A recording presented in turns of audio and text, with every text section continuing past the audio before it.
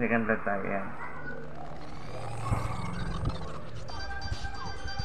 Yan. Nag-read na po. Ano niyo po? Uy, 105. Maganda ang dugo ni Papa. 105. Oo. Mga sabi ko sa'yo, Maganda. nag-diet na ako. Nag-choco bambam ka kasi, di ba? Oo, choco bambam nila ano naman. Iniinom ako Pero lang ng choco pasok naman bambam yun. eh. Lagi akong iniinom niya, kaya sabi ko. Iyon ang hanapin, ang chocolate drink, panggising. Ito'y walang asukal, gawa ito sa soya, maraming sangkap na masusustansya.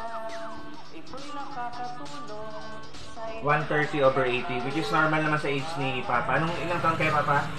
54. Opo. Okay lang po yun. 130/80. Okay po ang kanyang blood sugar kanina, saka siyempre itong kanyang blood pressure.